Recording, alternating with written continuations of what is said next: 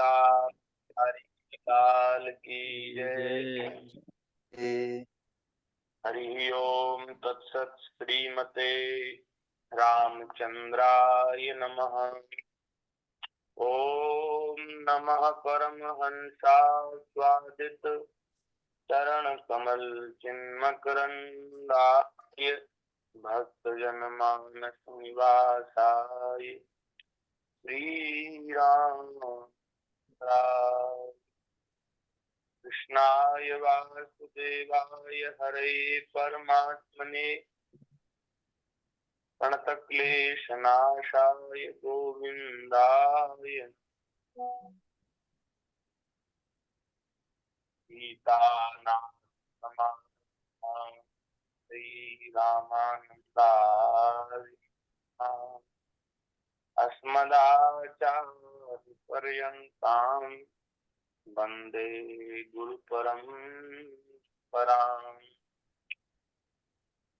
गुरुर्ब्रह्मा गुरुर्विष्णु गुरुर्देवो महेश्वरा गुरुर्साक्षात् परब्रह्म तस्मै श्री गुरुवे नमः।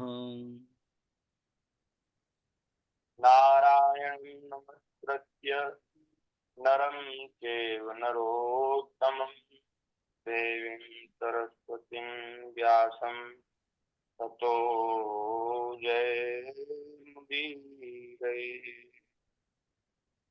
प्रह्लाद नारद पराशर पुंडरीक व्यासाम्बरीश सुसुतो नक भीष्मदाल्व्यान् रुक्मां गदार्जुनीयान् परम भागवताम् चार जुगन में भक्त जे तिनके पद की धूरी सर्वसु सिर धरि राखी जीवन भक्त भक्ति भगवंतु चतुर नाम इनके पद वंदन किए नासे विघ्न। राम जय राम जय जय राम जय राम जय जय जय राम श्री राम जय राम जय जय राम श्री राम जय राम जय जय राम श्री राम जय राम जय जय राम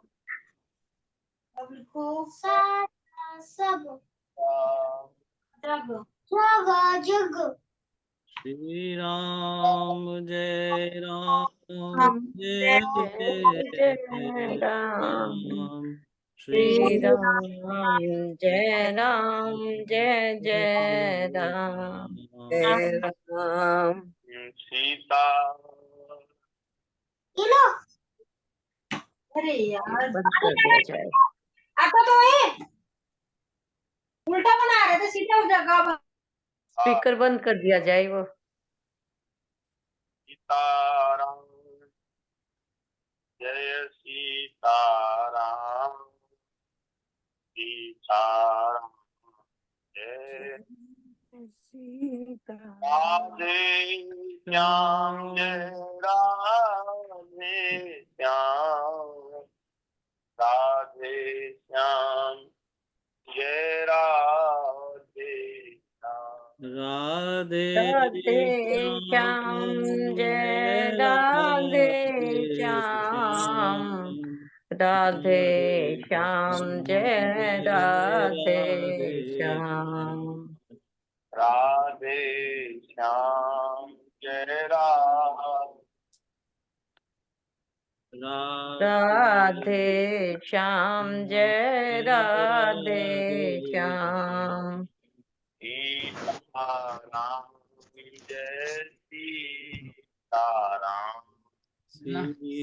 सीताराम जय राम जय सीताराम सीता राम राम जय राम जय जय राम श्री राम जय जय राम जय जय राम श्री राम श्री राम जय राम जय जय जय राम श्री राम जय राम जय जय राम राम जय राम जय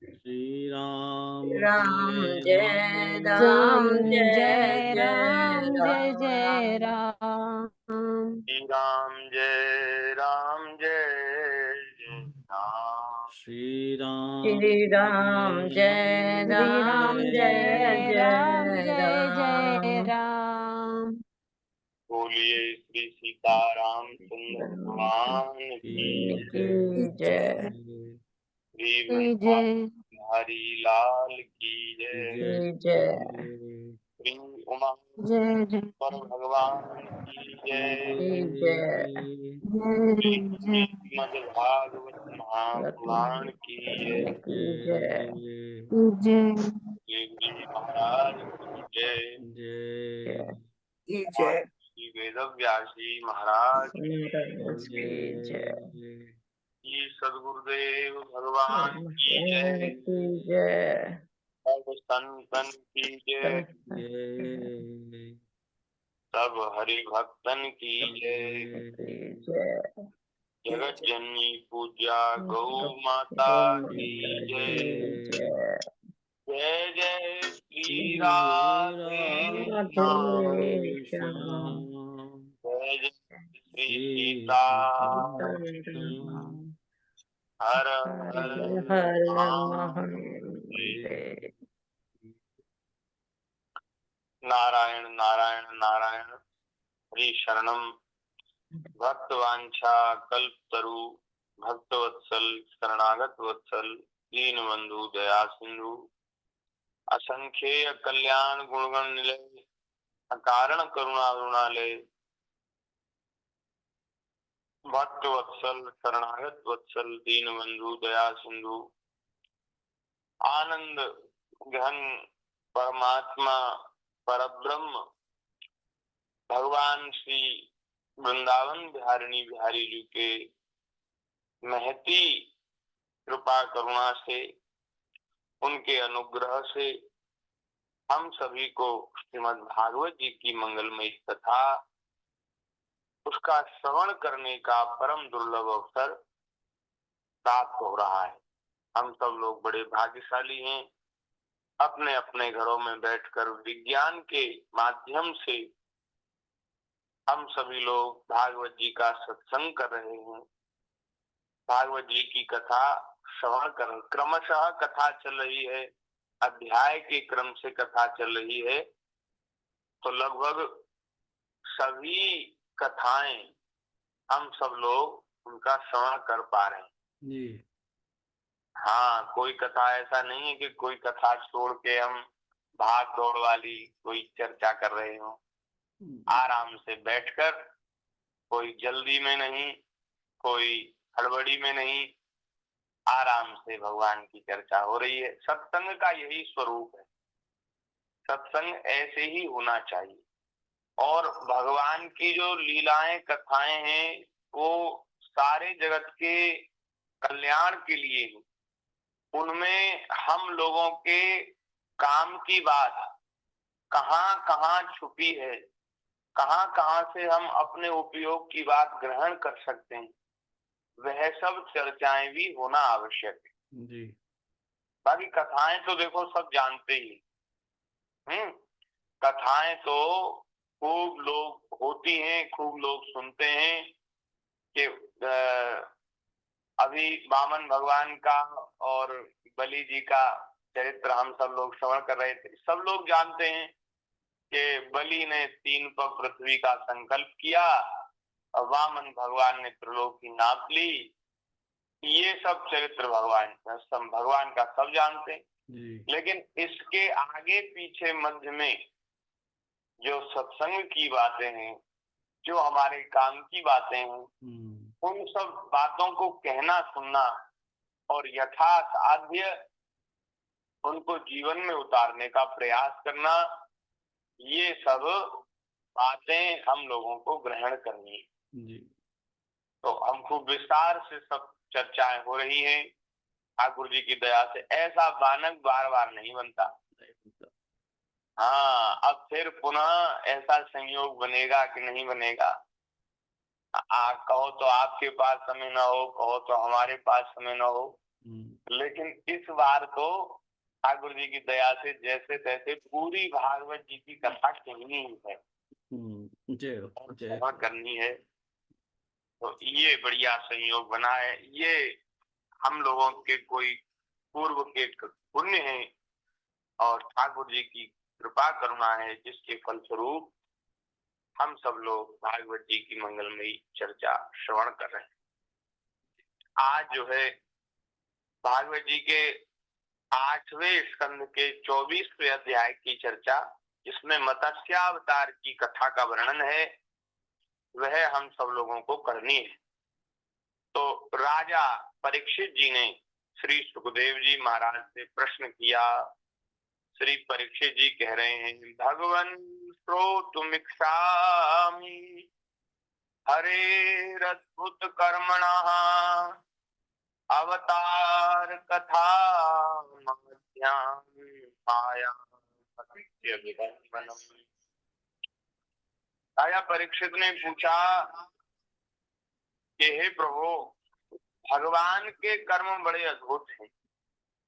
उन्होंने एक बार अपनी योग माया से मत्स्यावतार धारण किया था और बड़ी सुंदर लीला की थी।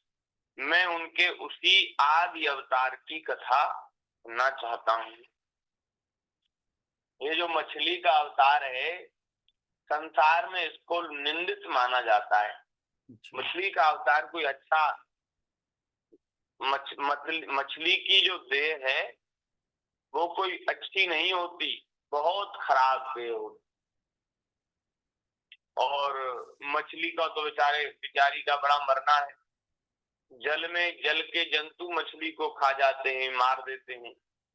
और जल के जंतुओं से बच जाए तो ये जो मनुष्याकार में जो पशु घूम रहे हैं, वो महाराज मछली के बड़े दुश्मन हैं जी।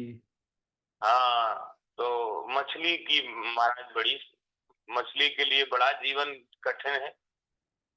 और ये बड़ी तमोगुणी योनि है, तमोगुणी और परतंत्रता से युक्त है। तो ऐसा शरीर धारण करने की आवश्यकता भगवान को क्यों पड़ गई? सर्वशक्तिमान होने पर भी भगवान ने कर्म बंधन में बंधे हुए जीव की तरह ये मत्स्य का रूप क्यों धारण किया? भगवान मनुष्य आकार में आते हैं, देवता बनकर आते हैं, ये बात तो चलो ठीक है, समझ में आती है जी। लेकिन जो नारकीय योनि है, नरक में पड़े हुए जो जीव हैं, वो पशु पक्षी योनि को प्राप्त होते हैं। तो नारकी योनियों में भी अत्यंत निंदित मछली की योनि, वो भगवान ने क्यों उसको धारण किया? ये परीक्षित जी का प्रश्न है। और परीक्षित जी आगे कह रहे हैं, भगवान के जो चरित्र हैं वो महात्माओं के कीर्तनीय हैं। महात्मा उनका कीर्तन कर, जो कीर्तन करते हैं वो महात्मा है, ऐसा समझ लो।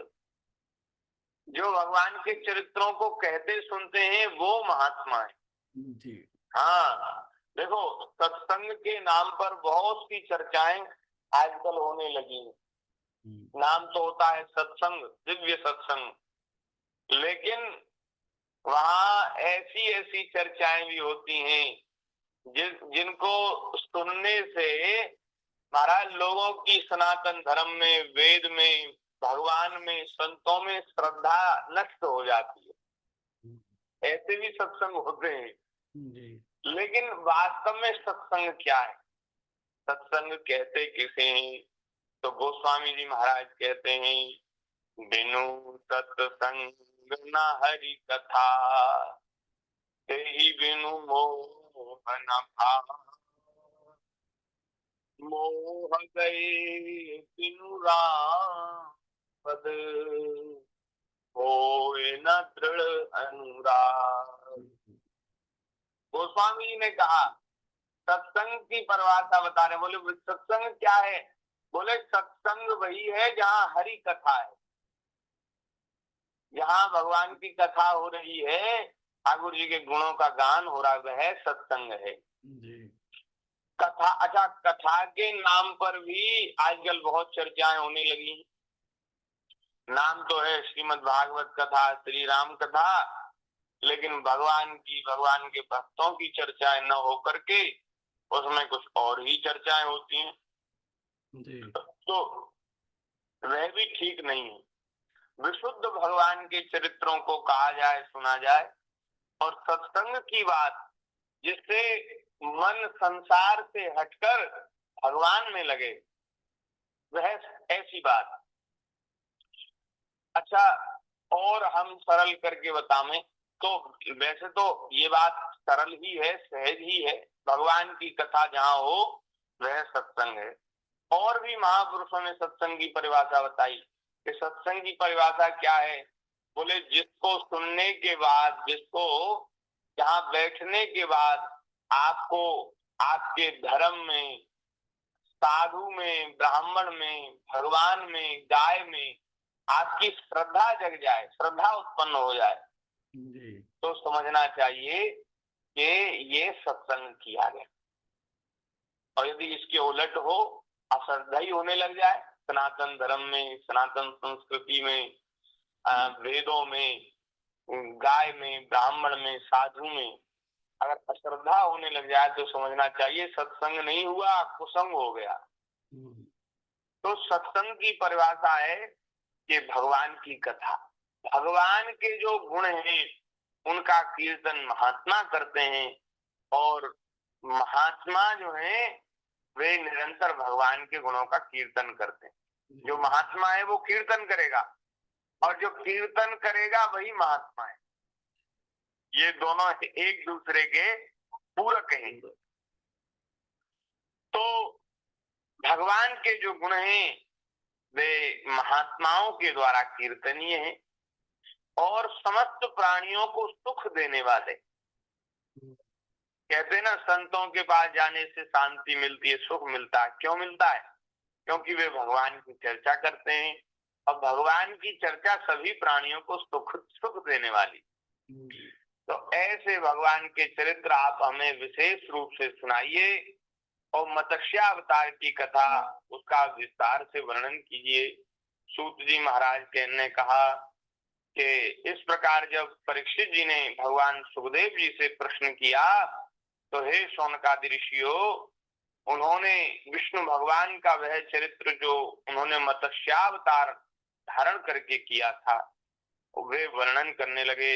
श्री सुखदेव जी ने कहा, गो विप्रसुर साधुना छंदसाम पिचेश्वर रक्षाम इक्षन्तनुधत्ते धर्मस्यार्थस्य चेवहि। हे परीक्षित, यूं तो भगवान सबके एकमात्र आश्रय हैं, प्रभु हैं, स्वामी हैं, फिर भी वे गौ, ब्राह्मण, देवता, साधु, वेद, धर्म और अर्थ की रक्षा के लिए शरीर धारण करते हैं। इन सब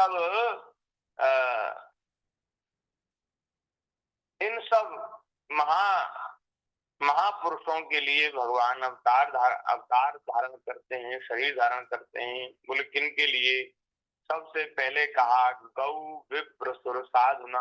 सबसे पहले कहा गौ, एक नंबर पे है गौ माता, गो विप्र सुर साधुना। फिर कहा ब्राह्मण, फिर कहा देवता, फिर कहते हैं साधु नाम। तो गौ, ब्राह्मण, देवता और साधुओं की, वेद और धर्म की रक्षा के लिए भगवान शरीर धारण करते हैं। ये भगवान के अवतार का प्रयोजन है। हाँ, जब दुष्टों के अत्याचार से सुर साधु गौ ब्राह्मण दुखी हो जाते हैं, त्रस्त हो जाते हैं और त्राहिमाम कर उठते हैं, तब भगवान से रहा नहीं जाता और गौ ब्राह्मण साधु और देवताओं की रक्षा के लिए भगवान अवतरित होते। तो गौ माता की सेवा, गौ माता की रक्षा, ये भगवान का कार्य है। ठाकुर जी जिस कार्य को करते हैं शरीर धारण करके, वह कार्य है। और साधु ब्राह्मण की सेवा, देवताओं का पूजन अर्चन, उनकी सेवा, ये भी बड़ा महत्वपूर्ण कार्य है, पुण्य कार्य है। इसलिए भगवान अवतार लेते हैं और वे सर्वशक्तिमान प्रभु वायु की तरह नीचे ऊंचे छोटे बड़े सभी प्राणियों में अंतर्यामी रूप से लीला करते रहते हैं, परंतु उन्होंने प्राणियों के बुद्धिगत गुणों से वे छोटे बड़े या ऊंचे नीचे नहीं होते, क्योंकि वे वास्तव में समस्त प्राकृत गुणों से रहित हैं, निर्गुण हैं। हे परीक्षित, पिछले कल्प के अंत में ब्रह्मा जी के सो जाने के कारण ब्राह्म नामक नैमित्तिक प्रलय हुआ था। ब्रह्मा जी सो गए तो प्रलय हो गया। उस समय यह धरती और सारे लोग समुद्र में डूब गए थे। प्रलय काल आ जाने के कारण ब्रह्मा जी को नींद आ गई।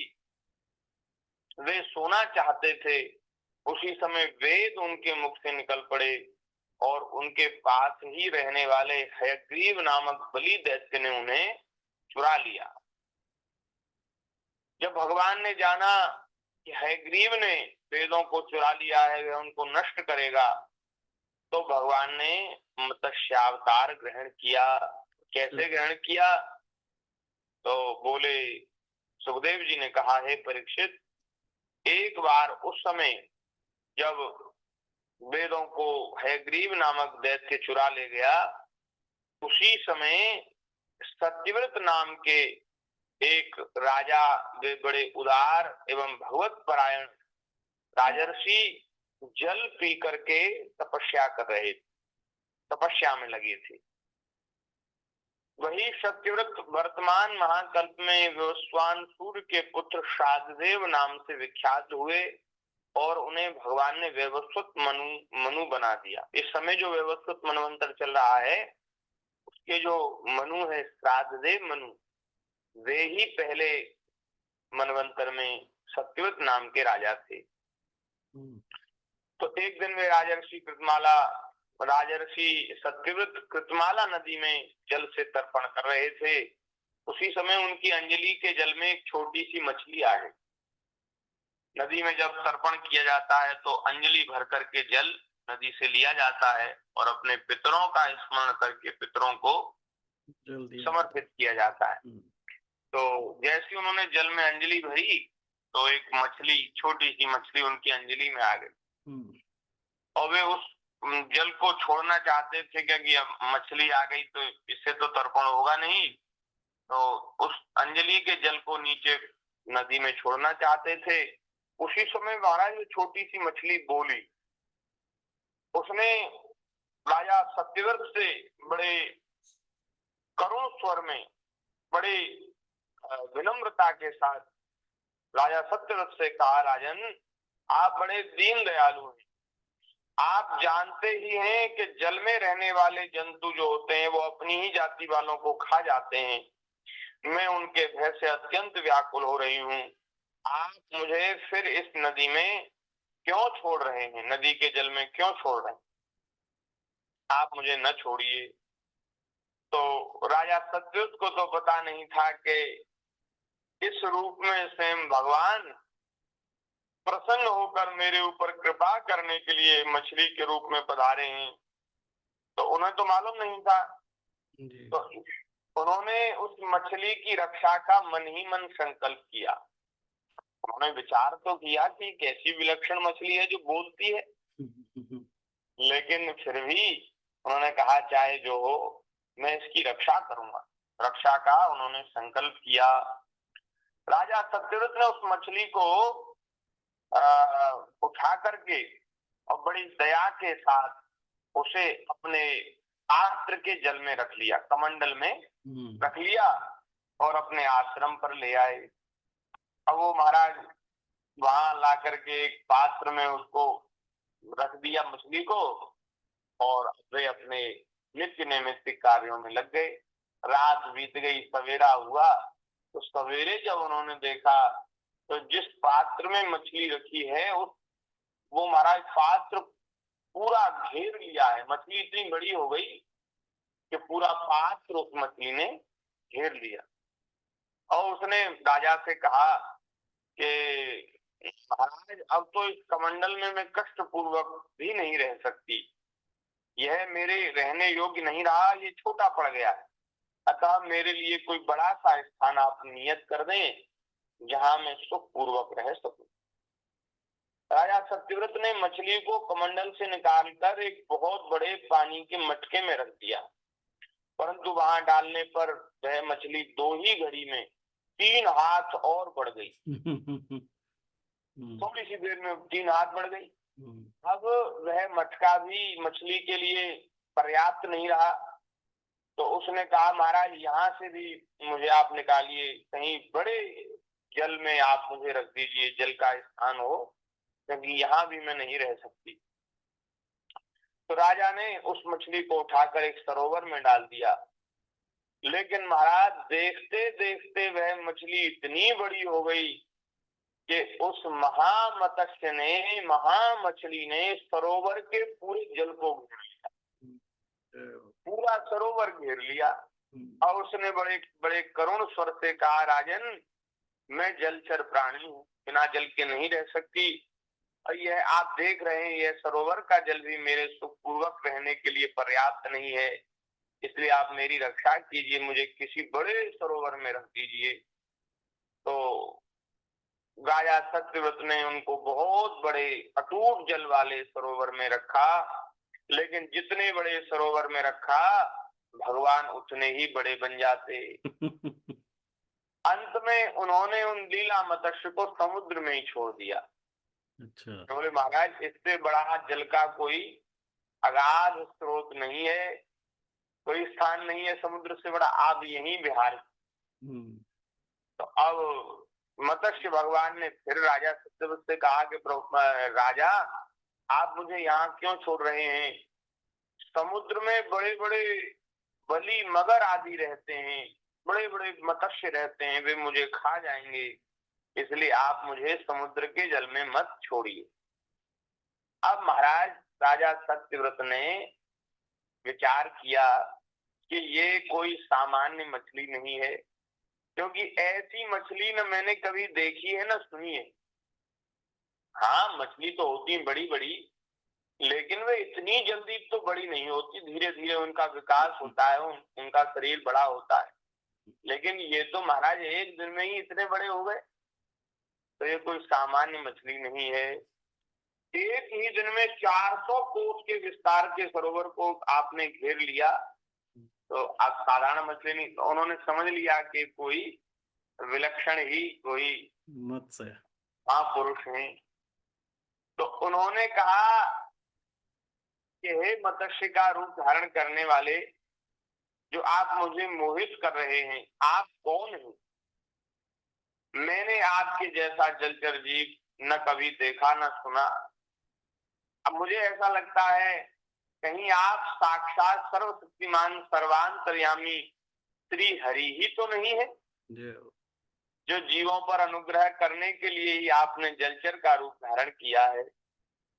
हे पुरुषोत्तम, आप जगत की उत्पत्ति स्थिति और प्रलय के स्वामी हैं, मैं आपको नमस्कार करता हूँ। कहो हम शरणागत भक्तों के लिए आप ही आत्मा और आश्रय हैं। यद्यपि आपके सभी लीला अवतार प्राणियों के कल्याण के लिए ही होते हैं, तथापि मैं यह जानना चाहता हूँ कि आपने यह रूप किस उद्देश्य से ग्रहण किया है, आपने ये रूप क्यों बनाया है, क्यों ऐसी लीला कर रहे हैं। हे कमल नयन प्रभु, जैसे देहादि अनात्म पदार्थों में अपनेपन का अभिमान करने वाले संसारी पुरुषों का आश्रय व्यर्थ होता है, उस प्रकार आपके चरणों की शरण तो व्यर्थ हो नहीं सकती। क्योंकि आप सबके अहेतुक प्रेमी, परम प्रियतम और आत्मा हैं। आपने इस समय जो रूप धारण करके हमें दर्शन दिया है, यह बड़ा ही अद्भुत है। श्री सुखदेव जी कहते हैं, हे परीक्षित, भगवान अपने अनन्य प्रेमी भक्तों पर अत्यंत कृपा करते हैं। जब जगतपति मत्स्य भगवान ने अपने प्यारे भक्त राजर्षि सत्यव्रत की यह प्रार्थना सुनी, तो उनका प्रिय और हित करने के लिए, समुद्र में विहार करने के लिए, प्रलयकालीन समुद्र में उनसे कहा। भगवान बोले, हे सत्यव्रत, आज से 7वें दिन भूरलोक आदि तीनों लोग प्रलय के समुद्र में डूब जाएंगे। प्रलय के समुद्र में डूब जाएंगे, प्रलय होने वाली है। उस समय जब तीनों लोग प्रलय काल की जल राशि में डूबने लगेंगे, तब मेरी प्रेरणा से तुम्हारे पास एक बहुत बड़ी नौका आएगी। उस समय तुम समस्त प्राणियों के सूक्ष्म शरीरों को लेकर सप्त ऋषियों के साथ उस नौका पर चढ़ जाना और समस्त धान्य तथा छोटे बड़े अन्य प्रकार के बीजों को साथ रख लेना। बीजों को साथ रख लेना, जिससे आगे जब प्रलय के बाद जब दोबारा पुनः सृष्टि का सृजन हो, तो उस समय ये बीज काम आ जाएं। उस समय सब ओर एकमात्र महासागर लहराता होगा, प्रकाश नहीं होगा। केवल ऋषियों के दिव्य प्रकाश, उनके दिव्य ज्योति के सहारे ही, बिना किसी प्रकार की विकलता के, तुम उस बड़ी नाव पर चढ़कर चारों ओर विचरण करना। जब प्रचंड आंधी चलने के कारण नाव डगमगाने लगेगी, तब मैं इसी रूप में वहां आ जाऊंगा और तुम लोग वासुकी नाग के द्वारा उस नाव को मेरे सींग में बांध देना। ये जो मछली का रूप लिया है, ये जल में विहार करने के लिए लिया है। प्रलयकालीन समुद्र बढ़ जाएगा, सब जलमग्न हो जाएगा पूरी पृथ्वी, तो एक नाव आएगी और वो नाव में तुम बैठ जाना और उस नाव को मेरे सिर में बांध देना। तो उसको खींचता हुआ मैं समुद्र में विचरण करूंगा, और जब तक ब्रह्मा जी की रात रहेगी तब तक वह महाराज प्रलय का जल रहेगा, और उस उतने समय तक ऋषियों के साथ तुम्हें उस नाव में बिठाकर मैं विचरण करूंगा। और उस समय जब तुम प्रश्न करोगे, तब मैं तुम्हें उपदेश दूंगा। मेरे अनुग्रह से मेरी वास्तविक महिमा तुम्हारे हृदय में प्रकट हो जाएगी और तुम उसे ठीक ठीक जान लोगे। भगवान राजा सत्यव्रत को यह आदेश देकर अंतर्धान हो गए। अतः राजा सत्यव्रत उसी समय की प्रतीक्षा करने लगे जिसके लिए भगवान ने आज्ञा दी थी। कुशों का अग्रभाग पूर्व की ओर करके राजर्षि सत्यव्रत उन पर पूर्व उत्तर मुख से बैठ गए और मत्स्य रूप भगवान के चरणों का चिंतन करने लगे। इतने में ही भगवान का बताया हुआ वह समय आ पहुंचा। राजा ने देखा कि समुद्र अपनी मर्यादा छोड़कर बढ़ रहा है। प्रलय काल के भयंकर मेघ वर्षा करने लगे और इतनी जोर की वर्षा हुई कि महाराज देखते देखते सारी पृथ्वी डूबने लगी, जलमग्न हो गई। हाँ, जलमग्न हो गई। इतना बारिश का जल कि वो बारिश का जल नदियों में गया, नदियां भर गई, एकदम चकाचक भर गई, और नदियों ने पूरे शहरों को, ग्रामों को अपने बस में कर लिया। और नदियों का जल समुद्र में गया तो समुद्र भी बढ़ने लगे, और समुद्र जब बढ़ा तो सब और जल ही जल हो गया। ऐसी प्रलय होती है महाराज। तो डूब गई पूरी पृथ्वी। तब राजा ने भगवान की आज्ञा का स्मरण किया और देखा कि नाव भी आ गई है। तब वे धान्य तथा अन्य बीजों को लेकर सप्त ऋषियों के साथ उस पर सवार हो गए। सप्त ऋषियों ने बड़े प्रेम से राजा सत्यव्रत से कहा, राजन, तुम भगवान का ध्यान करो, वे ही हमें इस समय इस संकट से बचाएंगे। और हमारा कल्याण करेंगे। उनकी आज्ञा से राजा ने भगवान का ध्यान किया। उसी समय उस महान समुद्र में जब जल ही जल दिखाई दे रहा था, भगवान श्री हरि मत्स्य के रूप में प्रकट हो गए। बोलिए मत्स्य भगवान की जय। मत्स्य भगवान का शरीर सोने के समान देदीप्यमान था। एकदम सुनहरे रंग की मछली बने हैं भगवान। और शरीर का विस्तार था 4 लाख कोस। 4 लाख कोस के बड़े, इतने बड़े भगवान मत्स्य बने, मछली बने। 4 लाख कोस का मतलब हो गया, एक कोस में होते हैं 3 किलोमीटर। अच्छा। 4 या 12 लाख किलोमीटर। कितने बड़े भगवान, बताओ, विलक्षण। वो बहुत बड़ी नाव, उसमें महाराज सभी को लेकर राजा सत्यवत बैठ गए और सभी औषधि, सभी अन्नों के बीज उन्होंने ले लिए। और उस समय उनके शरीर में, मत्स्य भगवान के शरीर में एक बड़ा भारी सींग भी था। और भगवान ने जैसे पहले आज्ञा दी थी, उसके अनुसार वह नौका वासुकी नाग के द्वारा भगवान के सींग में बांध दी गई। और राजा सत्यव्रत ने प्रसन्न होकर भगवान की स्तुति की। श्री राजा सत्यव्रत ने कहा, अनाद्य विद्योपहतात्म संविदः तन्मूल संसार परिश्रमातुराः यद्रक्षयोपसृताय यमाप्नुयुः विमुक्तिदो न परमो गुरुर्भवान्। राजा सत्यव्रत ने कहा, प्रभु, संसार के जीवों का आत्मज्ञान अनादि अविद्या से जग गया है। इसी कारण वे संसार के अनेक क्लेशों के भार से पीड़ित हो रहे हैं। ये जीव के दुखी होने का कारण क्या है? दुखी का होने का कारण ये है कि अपने आत्म स्वरूप, आत्म ज्ञान को भूलकर, अपने स्वरूप को भूलकर जीव अविद्या माया से बन गया है।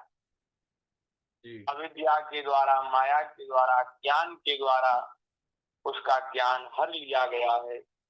जिससे अपने स्वरूप को भूल जाने के कारण वे अनेक प्रकार के दुखों का अनुभव कर रहा है। जब अनायास ही आपके अनुग्रह से वह जीव आपकी शरण में पहुंच जाता है, तब आपको प्राप्त कर लेता है। हे प्रभु, इसलिए हमें बंधन से छुड़ाकर वास्तविक मुक्ति देने वाले परम गुरु आप ही हैं। आप परम गुरु हैं। यह जीव अज्ञानी है, अपने ही कर्मों से बंधा हुआ है। कोई किसी ने नहीं बांधा हुआ, किसी ने नहीं बांधा है, अपने ही कर्मों से बंधे हैं, अज्ञान के कारण बंधे हैं। किसी ने पकड़ थोड़े न रखा है हमको, है? हथकड़ी, ऐसी हथकड़ी बेड़ी लगी है जो बाहर नहीं दिखती, लेकिन भीतर माया की, ममता की, आसक्ति की बेड़ी ने हमको बांध रखा है। वह सुख की इच्छा से दुखप्रद कर्मों का अनुष्ठान करता है। कर्म तो करता है सुख की इच्छा से, लेकिन वो सब महाराज उल्टे हो जाते हैं और वो कर्म जो है उसको दुख देने वाले हो जाते हैं। जिनकी सेवा से उसका यह ज्ञान नष्ट हो जाता है, वे ही मेरे परम गुरु आप मेरे हृदय की गांठ काट दें। हृदय की जो ग्रंथि है उसको आप काट दें। जैसे अग्नि में तपाने से सोने चांदी के मल दूर हो जाते हैं और उनका सच्चा स्वरूप निखर आता है, वैसे ही आपकी सेवा से जीव अपने अंतःकरण का अज्ञान रूप मल त्याग देता है और अपने वास्तविक स्वरूप में स्थित हो जाता है। आप सर्वशक्तिमान अविनाशी प्रभु ही हमारे गुरुजनों के भी परम गुरु हैं, अतः आप ही हमारे भी गुरु बने। बार बार गुरु शब्द कहकर श्री सत्यव्रत जी महाराज भगवान की स्तुति कर रहे हैं। प्रभु आप ही इस अज्ञान अंधकार से हमें पार करें। जैसे गुरुदेव जीव को अज्ञान से ज्ञान के प्रकाश की ओर ले जाते हैं, अज्ञान के अंधेरे से ज्ञान के प्रकाश की ओर ले जाते हैं, उसी तरह आप हमारे गुरु हैं, आप हमारे परम गुरु हैं। आप ही जीवों को मुक्ति देने वाले हैं, भवबंधन से छुड़ाने वाले हैं। प्रभु आप ही हमारे ऊपर कृपा कीजिए, ऐसा उपदेश दीजिए जिससे मेरा ज्ञान का अंधकार दूर हो जाए। आप हमारे गुरु बन जाइए। जितने भी देवता, गुरु और संसार के दूसरे जीव हैं, वे सब यदि एक साथ मिलकर भी कृपा करें तो आपकी कृपा के 10,000वें अंश के अंश की भी बराबरी नहीं कर सकते।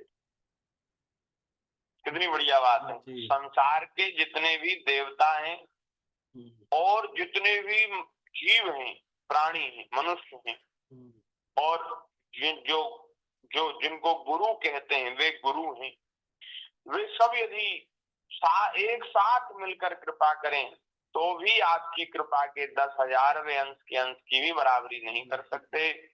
प्रभु आप सर्वशक्तिमान हैं, मैं आपकी शरण ग्रहण करता हूँ। जैसे कोई अंधे को ही अपना पथ प्रदर्शक बना ले, वैसे ही अज्ञानी जीव अज्ञानी को ही अपना गुरु बनाते हैं। आप सूर्य के समान स्वयं प्रकाश और समस्त इंद्रियों के प्रेरक हैं। हम आत्म तत्व के जिज्ञासु आपको ही गुरु के रूप में वर्ण करते हैं। जय हो, जय हो। भगवान कृष्णम वंदे जगत गुरु।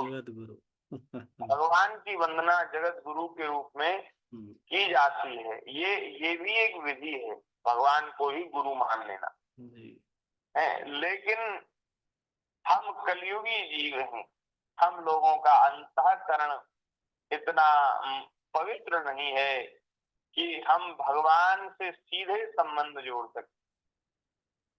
हमें तो महाराज कोई बीच के कोई संत जिन्होंने भगवान से संबंध जोड़ रखा है, ऐसे महात्मा, ऐसे कोई महापुरुष हमारे ऊपर अनुग्रह करें, कृपा करें और वे हमें ज्ञान की बात, सत्संग की बात, भक्ति की बात बता कर हमारे अंतःकरण में भगवान के प्रति श्रद्धा जगा दें और वे स्वयं कृपा करके हमारा संबंध भगवान से जोड़ दें।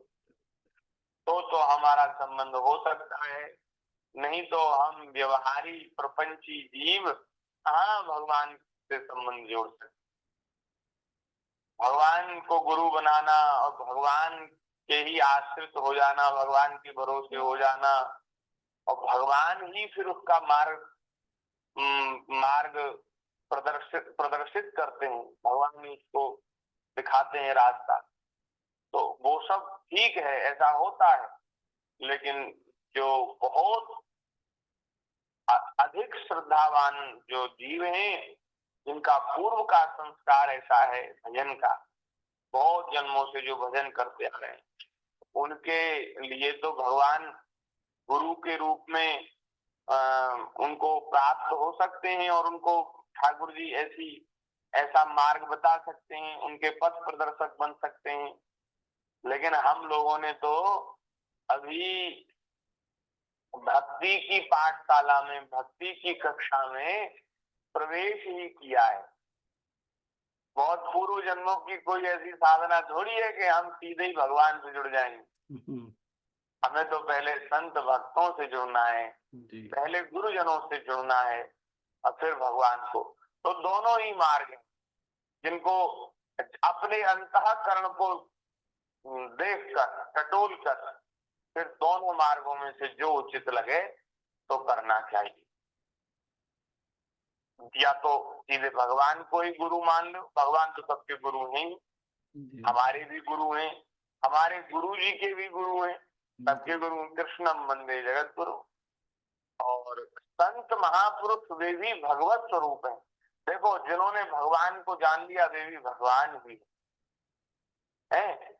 ऐसे पहुंचे हुए प्रेमी संतों की, भक्तों के चरणों की सन्निधि प्राप्त करके और उनकी सन्निधि से भगवान को प्राप्त कर लेना, उनसे संबंध जोड़कर भगवान को प्राप्त कर लेना, ये भी मार्ग है। ये मार्ग सरल है, सहज है और सबके लिए योग्य, इसके सब अधिकारी।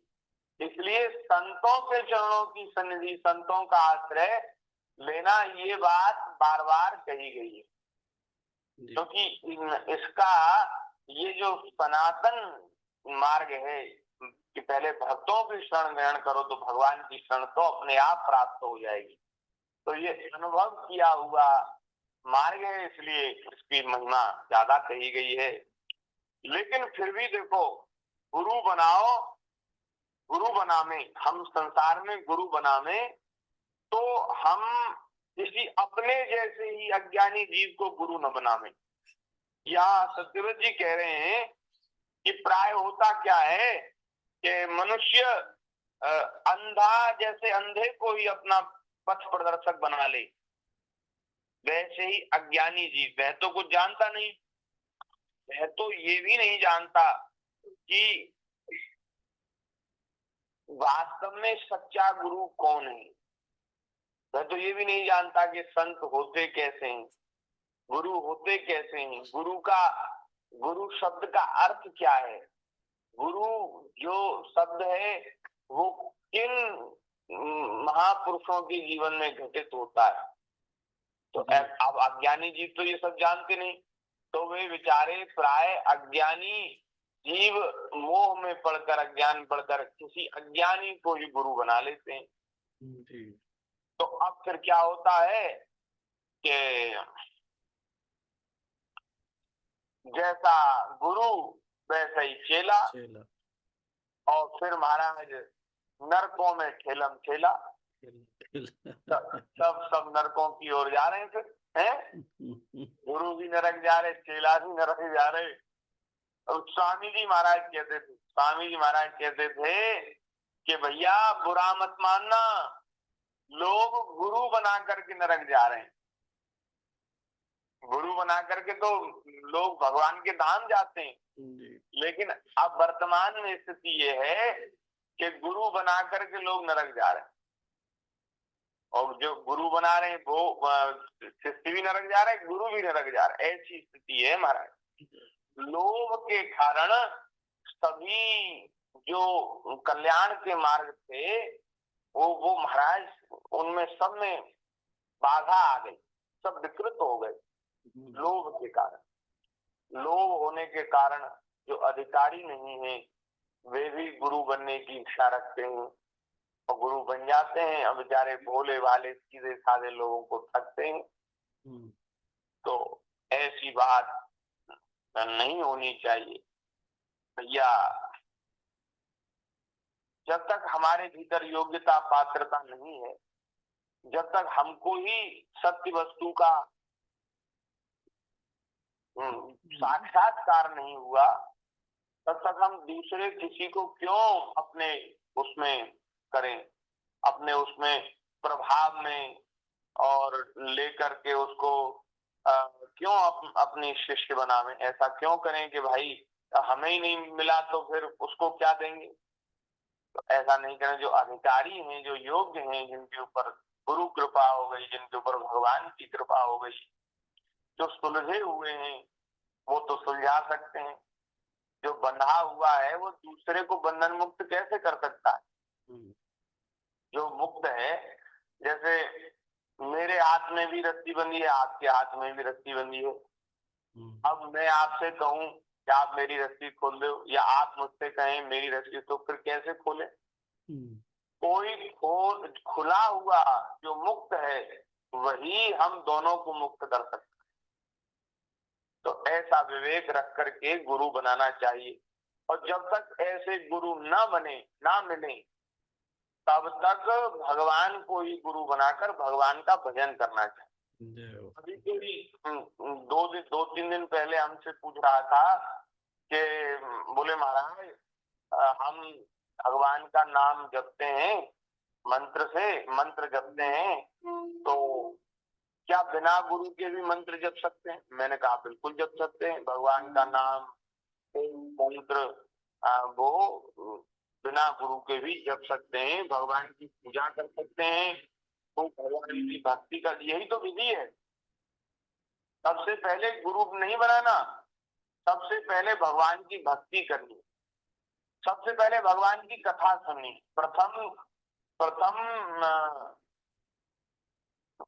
प्रथम सुनो भागवत भक्त मुख भगवत वाणी। पहले सबसे पहले सुननी है भगवान की कथा। भगवान की कथा भी भक्तों के मुख से सुननी है।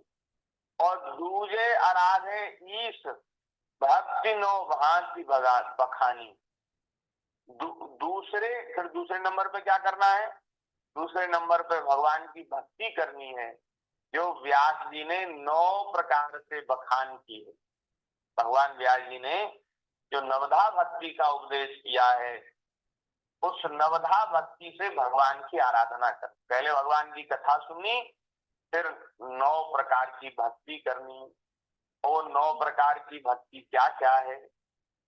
9 प्रकार की भक्ति है श्रवणम कीर्तनम विष्णु स्मरणम पाद सेवनम अर्चनम वंदनम दास्य सख्य मातृ निवेदनम।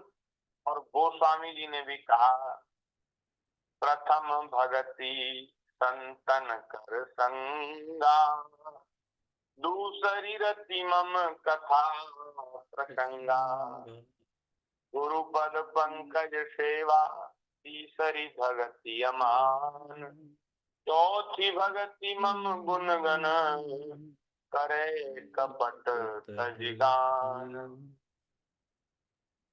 मंत्र जाप मम दृढ़ विश्वासा, पंचम भजन सुवेद प्रकाशा। भगवान कह रहे मेरे मंत्र का विश्वास पूर्वक, मेरे नाम का, मेरे मंत्र का विश्वास पूर्वक जाप करना, ये 5वीं भक्ति है। मंत्र जाप मम दृढ़ विश्वासा, पंचम भजन सुवेद प्रकाशा। 5वीं भक्ति है भगवान के मंत्र का, भगवान के नाम का भजन जप।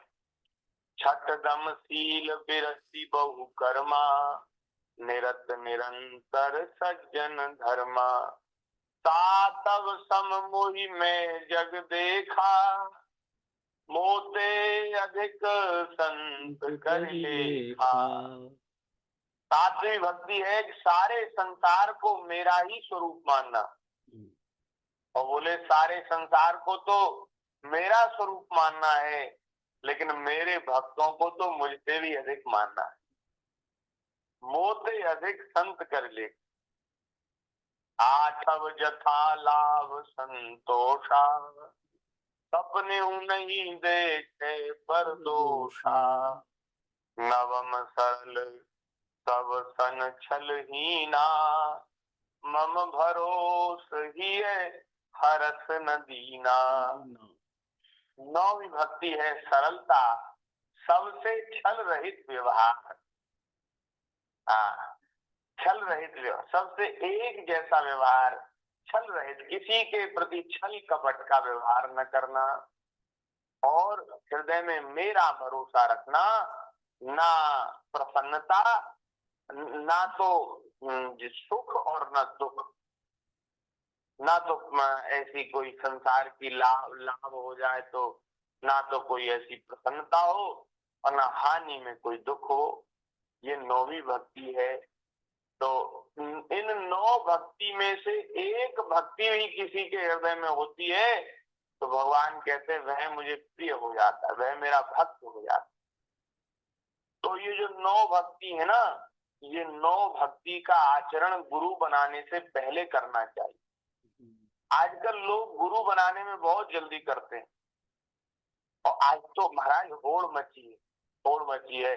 अरे हमारे पड़ोसी ने भी गुरु दीक्षा ले ली, और ये हमारे रिश्तेदार हैं, ये भाई साहब हैं, ये बहन जी हैं, इन्होंने भी दीक्षा ले ली, हम ही रह गए बिना दीक्षा के।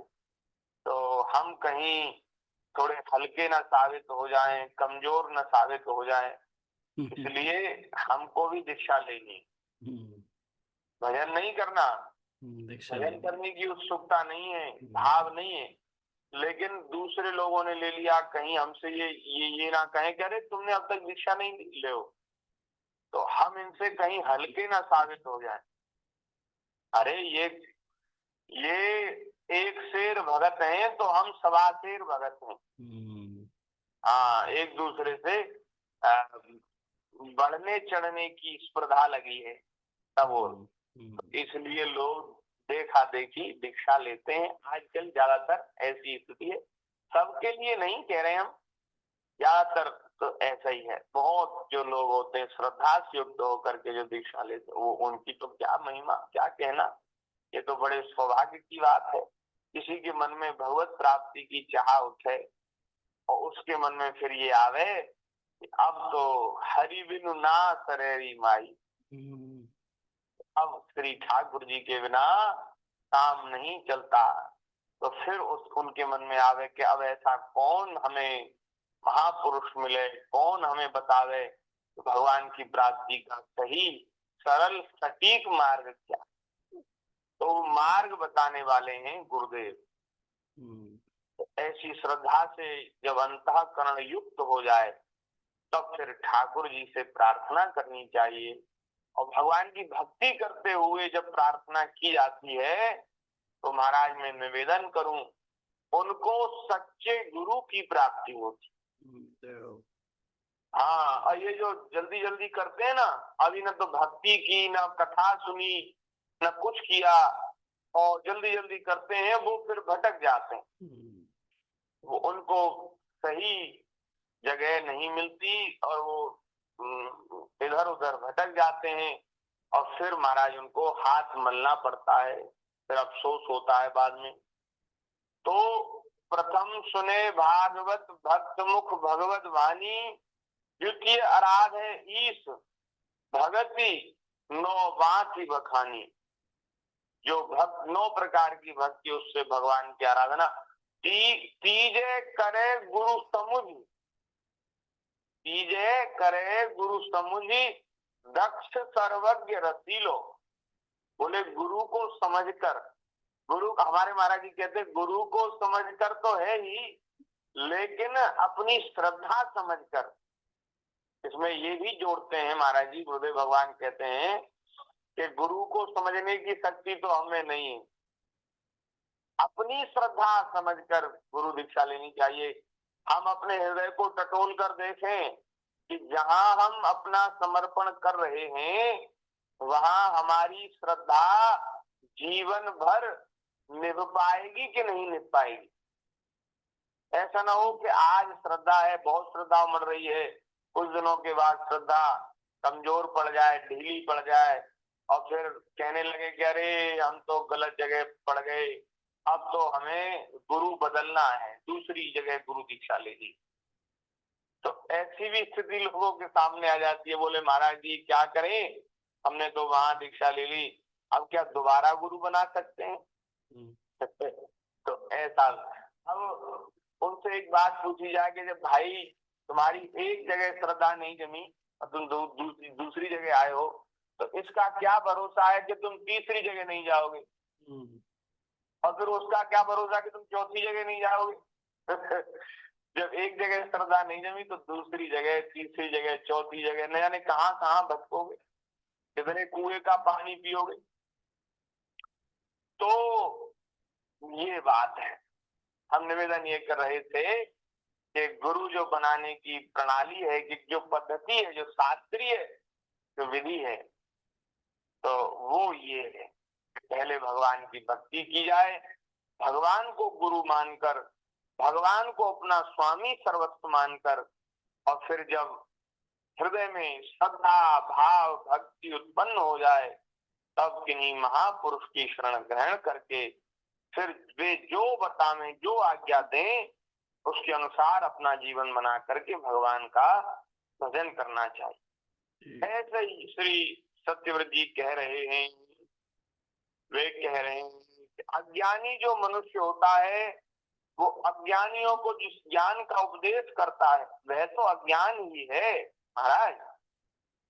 उसके द्वारा संसार रूप घोर अंधकार की अधिकाधिक प्राप्ति होती है।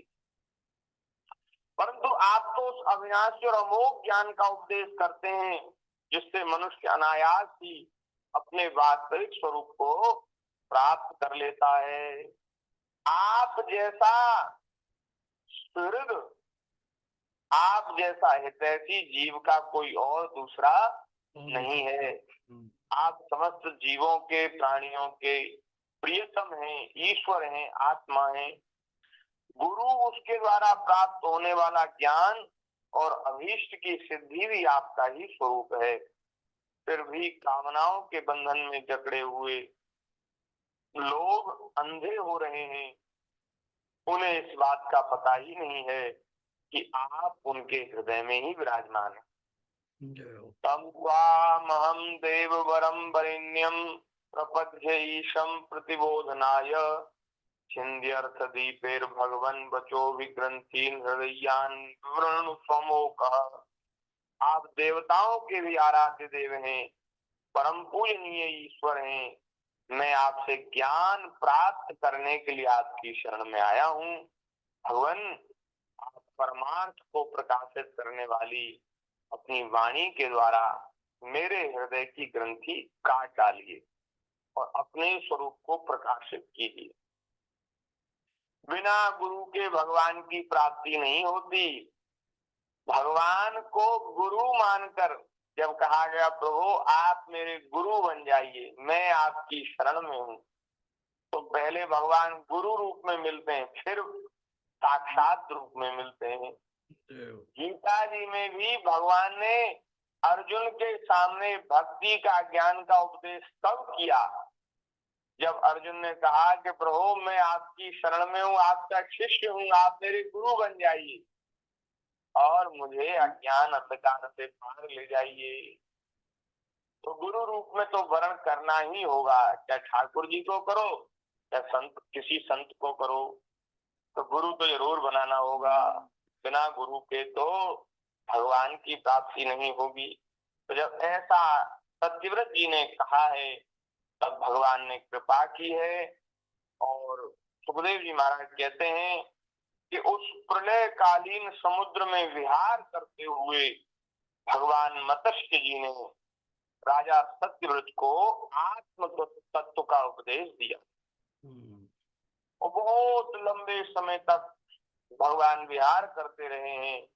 भगवान ने राजर्षि सत्यव्रत को अपने स्वरूप के संपूर्ण रहस्य का वर्णन करते हुए ज्ञान, भक्ति और कर्म योग से परिपूर्ण एक दिव्य पुराण का उपदेश किया जिसको मत्स्य पुराण कहते हैं। भगवान ने क्या उपदेश दिया उसको यदि विस्तार से जानना है तो मत्स्य पुराण को देखना चाहिए, उसका श्रवण करना चाहिए। मत्स्य पुराण में भगवान ने जो जो कुछ कहा सब है, उसी को मत्स्य पुराण कहते हैं। सत्यव्रत ने ऋषियों के साथ नाम में बैठे हुए संदेह रहित होकर भगवान के द्वारा उपदिष्ट उस ज्ञान को, आत्म तत्व को श्रवण किया है। इसके बाद जब पिछले प्रलय का अंत हो गया, ब्रह्मा जी की नींद टूटी, अब भगवान ने हयग्रीव असुर को मारकर उससे वेद छीन लिए और ब्रह्मा जी को वापस दे दिए। भगवान की कृपा से राजा सत्यव्रत ज्ञान और विज्ञान से युक्त होकर इस कल्प में व्यवस्थित मनु हुए। अपनी योग माया से मत्स्य रूप धारण करने वाले भगवान विष्णु और राजर्षि सत्यव्रत का यह संवाद और श्रेष्ठ आख्यान सुनकर मनुष्य सब प्रकार के पापों से मुक्त हो जाता है। जो सुनता है उसके जीवन भर के सब पाप नष्ट हो जाते हैं। बोलिए भक्त वत्सल भगवान की जय। हम लोगों के अब तक के पाप सब नष्ट हो गए। जय हो, जय हो। हाँ, क्योंकि श्री सुखदेव जी कह रहे हैं सत्य व्रतस्य राजर्षे माया मत्स्य सारिणा संवादम महदाख्यानम श्रुत्वा मुच्येत किल्बिषा। ये कथा सुनकर मनुष्य सब प्रकार के पापों से मुक्त हो जाता है। जो मनुष्य भगवान के अवतार का प्रतिदिन कीर्तन करता है उनके सारे संकल्प सिद्ध हो जाते हैं और उसे परम गति की प्राप्ति होती है। श्री सुखदेव जी महाराज अंतिम श्लोक में मत्स्य भगवान को प्रणाम कर रहे हैं। हम लोग भी मत्स्य भगवान के चरणों में प्रणाम करते हुए ठाकुर जी को अपनी नमस्कार की भेंट ठाकुर जी को अर्पित करें। श्री सुखदेव जी के साथ सुखदेव जी कह रहे हैं, प्रलयकालीन समुद्र में जब ब्रह्मा जी सो गए थे उस समय उनके मुख से निकली हुई श्रुतियों को चुराकर हयग्रीव दैत्य पाताल में ले गया था। भगवान ने उसे मारकर वे श्रुतियां ब्रह्मा जी को लौटा दी और सत्यवत तथा सत्य ऋषियों को ब्रह्म तत्व का उपदेश दिया। उन समस्त जगत के परम कारण लीला मत्स्य भगवान को मैं नमस्कार करता हूँ। तमहमखिल हेतुम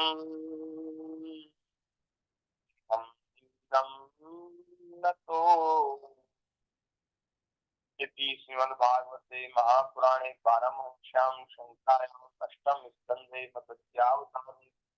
मत्स्यावतार चरितानुवर्णनम चतुर्विंशो अध्यायः। हरि ओम। चतुर्विंशो अध्यायः। हरि ओम तत्सत्। श्री कृष्णार्पणमस्तु। बोलिए भक्तवत्सल भगवान की जय। ये 24वां अध्याय संपन्न हुआ। आगे नवम स्कंद में पहले अध्याय की चर्चा, अष्टम स्कंद भी आज यहाँ पूर्ण हो गया, तो नवम स्कंद की चर्चा भगवान की दया से कल प्रारंभ करेंगे। कल तो रविवार है, अगले दिन सोमवार को भगवान की दया से यथा समय ठाकुर जी कृपा करेंगे। हम लोग साल में स्कंद में प्रवेश करके उसकी जय राधा रमण हरि गोविंद जय गोविंद जय जय गोपाल गोपाल जय जय जय राधा राधा रमण रमण हरे हरि गोविंद गोविंद जय जय गोविंद जय जय गोपाल जय जय राधा रमण हरि गोविंद जय जय गोविंद जय जय जय जय गोपाल गोपाल जय जय जय जय राधा राधा रमण रमण हरि हरि गोविंद गोविंद जय जय जय जय गोविंद जय जय लाल की जय जय जय जय श्री राम। श्री राधे जय जय श्री राधे। ये संत श्री राधा कृष्णदास कृष्णदास महाराज महाराज की की जय। जय। प्रभु जी कोटि कोटि वंदन। शत शत शत शत नमन प्रभु जी। जय श्री जय राधे। जय श्री राधे जी जय।